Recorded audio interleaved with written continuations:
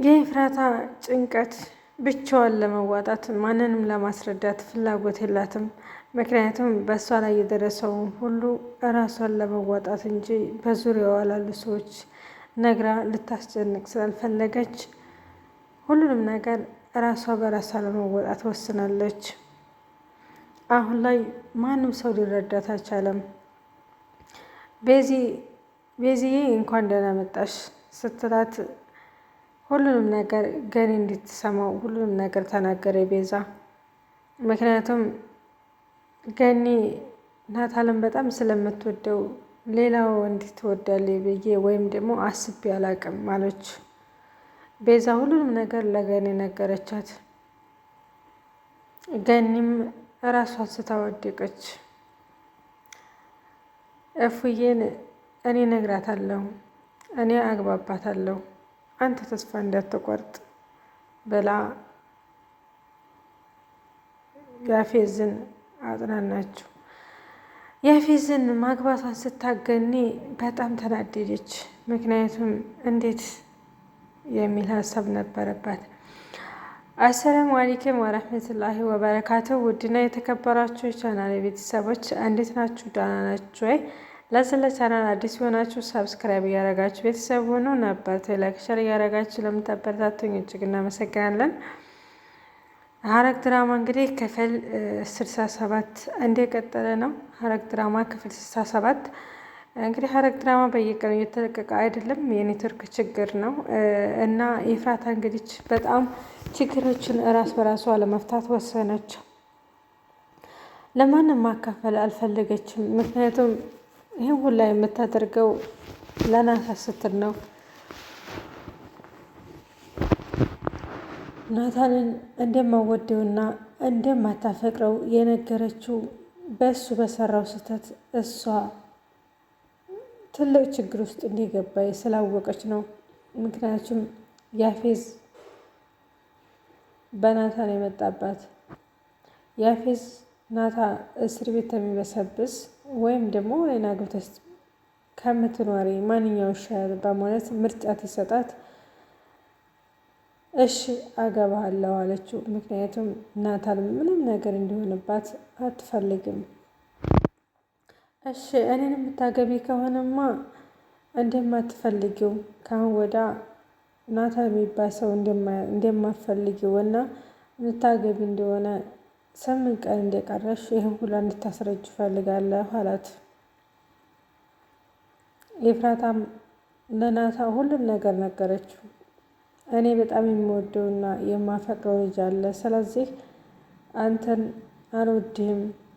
በፊት ነበር የምወድህ፣ አሁን ላይ ግን አልወድህም አለችው። ናታልም በጣም ደነገጠ። የደነገጠው እሱ አልወድህም እና አላፈቅረህም ስላለችው ካይሆን ማን አስፈራርቶን ነው? ምን ሆና ነው? ምን ችግር ገጥሟት ነው ነበር ያለው።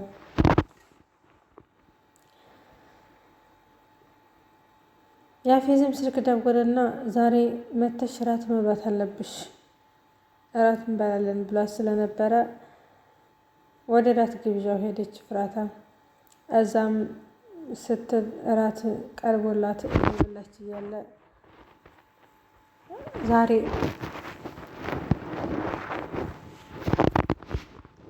እኔ ጋ ነው የምታድሪው፣ ዛሬ የትም አትሄጂም፣ እኔ ጋ ታድራለሽ። ተጋብቻ በፊት ምንም ነገር የማረግሽ ነገር የለም፣ ስለዚህ ዘና ብለሽ ደሪ አላት። ኤፍራታም ከቤት ወጥታ ስለማታውቅ ገኒም ሁሉም ስልክ እየደወሉ በጣም አጨናነቋት። አንዴ ናታ ሲደወል ያፌዝ አነሳው። አሁን ላይ ናታን ሁሉ ነገር ገባው። ኤፍራታ አልወድህም አላፈቅርህም ያለችው እሱ ስላስፈራራት ነው በሚል ታጠጣተች። እኔ ጨረቃዬ ምንም ነገር እንዲያትሆንብኝ እንጂ ችግር የለም፣ መልካም የጋብቻ ዘመን ብሎ ያንን ስልክ ዘጋው። ምክንያቱም እኔና ኤፍራታ ልንጋባ ነው ብሎ ስለደወለለት አሁን ላይ ያፌዝና ኤፍራታ መጋባታቸው ካይሆን በምን አይነት አሰቃይቷት ነው በምን አስፈራርቷት ነው እንደዚህ ሰው የማትናገረው? በምንድን ነው ያስፈራራት የሚለው ነገር ግራ ገብቶታል ያፌዝ። ናታ ግራ ገብቶታል። ያፌዝም ከአሁን ወዲያ እንደምንጋባና የሰርጋቸው ቀን እዛ እንደሚገኙ ተናገረ።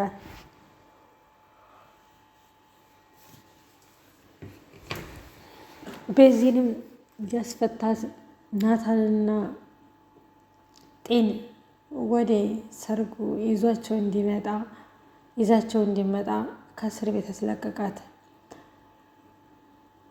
የቤቲ ከእስር ቤት መውጣት ሁላቸውንም ገርሟቸዋል። ምክንያቱም ሰው ልታጠፋ ስትል ተይዛ ነው እስር ቤት የገባችውና እንዴት በአጭር ሰዓት ነው ሊለቋት ቻለው የሚለው ነገር ሁላቸውንም ግራ ተጋብተዋል።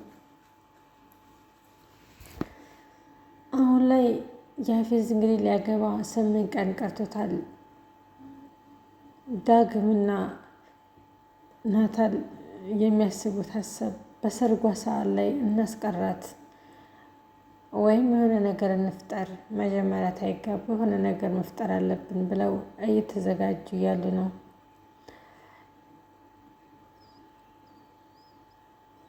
ይፍራታም አሁን ላይ ሁሉን ነገር በራሷ ልትፈታ ወስናለች። ምክንያቱም አንቺ ነሽ ንብረቴን ያሸሽብን፣ ቤታችንን ያሸሸው አንቺ ነሽ፣ እኛ ለሰው ጥገኛ ሆነን ብላ አለቅሰች። ተረጋጊ፣ እኔ የለሁም እንደዚህ ያደረኩት፣ መጥፎ ነገር ከምትናገሪ በፊት መረጋጋት አለብሽ አለቻት።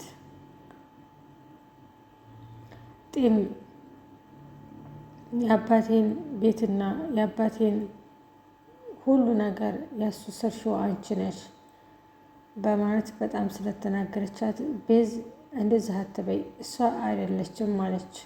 እንደ ለእሷ ጠበቃ ትወጫለሽ? ምንድነው ለእሷ ጠበቃ የምትወጪው ብላ ተከራከረች።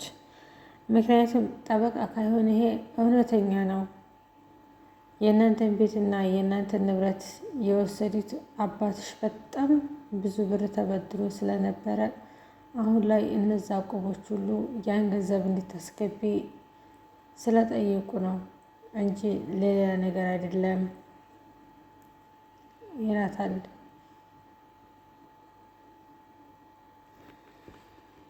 በዚህም አሁን ላይ በጣም ደስተኛ ናት። ምክንያቱም ያፌዝን እንድታገባ ስለሆነ ናታ የኔ ብቻ ነው ብላ ታስባለች። ይፍራታ ግን እንደዛ አይደለም ሀሳቧ።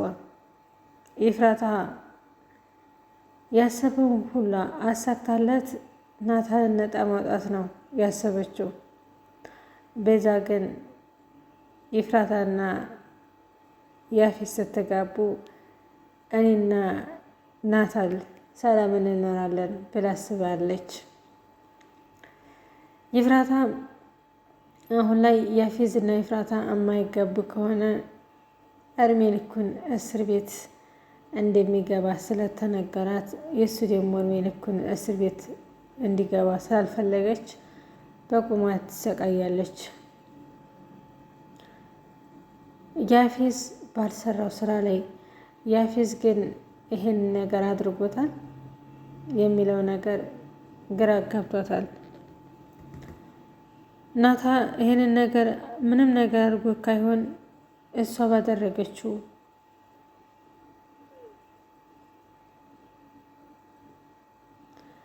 እሷ ባላደረገችው ወይም ደግሞ ናታል ባላደረገው ነገር ይፍራታ ትሰቃያለች። ያፌዝ ግን ምን አይነት ጭካኔ ነው ለናታ ይህንን አይነት የሚያደርገው? ናታል ምስኪን ቤተሰቦቹ ገና ሲፈጠር ጀምሮ አባቱ በጣም አሰቃይቶ ነው ያደገው። አሁን ላይ ታደገ ጀምሮ ደግሞ ያፌዝ እያሰቃየው በቁሙ ይገኛል። ምክንያቱም ያፌዝ አሁን ላይ በቁሙ ያሰቃያል እንጂ መግደል ወይም ደግሞ ሰውን ማጥፋት አይፈልግም። ሰውን በቁሙ እንዲያሰቃይ ብቻ ነው የሚያደርገው። በነገራችን ላይ ያፌዝ የኤፍራታንና የናታል አንድ ላይ መሆን በጣም ነው የከበደው።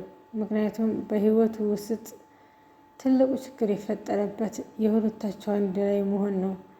ኤፍራታን በጣም እንደሚወዳትና እንደሚያፈቅራት ነገራት። ኤፍራታም ያንን ነገር ልትቀበል አልቻለችም። ስታለቅስ ለምንድን ነው የምታለቅሺው? እኔ እኮ እዚህ ያመጣሁሽ ደስተኛ ሆነሽ ዘና ፈታ ብለሽ እንድትኖሪ ነው፣ ከማንም በላይ ሆነሽ እንጂ ልታለቅሺ አይደለም። ለምንድን ነው የምታለቅሺው? ብሎ እንባዋን አበሰላት። ኤፍራታም ቆይ አንተ አንዲት ሴት የማትወድህን ሴት በግድ አግቢ ማለት ግን አግባብ ነው አለችው። እኔ ካፈቀርኩሽ ላሁን ይበቃል። ምክንያቱም አንቺ ቀስ በቀስ እያለ ፍቅር ይመጣል አላት። እኔ መቼም አላፈቅርህም። በጣም የማፈቅረውና የምወደውን ናታንን ትቼ ወደ አንተ መምጣት አልችልም። እባክህ ተውልኝ አለችው።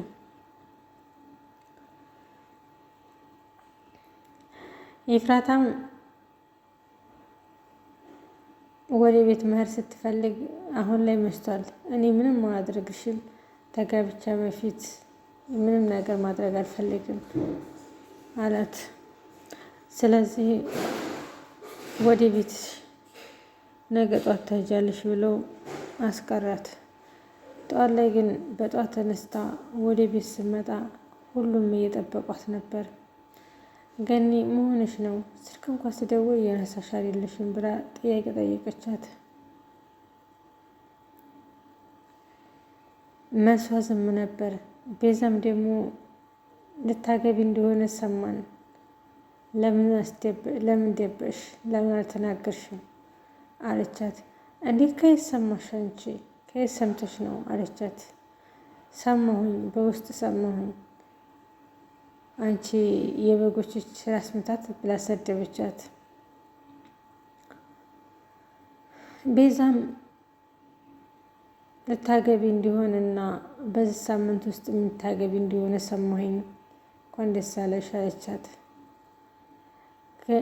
ገኒ በጣም ገረማት። ገኒ እንዴት ሊሆን ቻለ ብላ በጣም ተገረመች። ኤፍራታም ገኒዬ እውነት ነው፣ ሁሉ ነገር እውነት ነው። አዎ ላገባ ነው፣ እናንተ በእኔ ህይወት ምን አገባችሁ አለች። በህይወቴ ውስጥ ጣልቃ እንዲገቡብኝ አልፈልግም፣ ላገባ ነው ብላ ወደ ክላስ ገባች። ቤዛም ክላሷ ድረስ መታ ለእንደዚህ ነው እንዴ ህይወታችን ሁላ ስትበጠብጭ የነበረው? ናታን አገባለሁ እያልሽ አፈቅረዋለሁ ያልሽው አሁን ላይ በያፈስ ሊቀይሩ ነው እንዴ ህይወቴ ሙሉ ስትበጠብጭ የነበርሽው ብሎ አላት።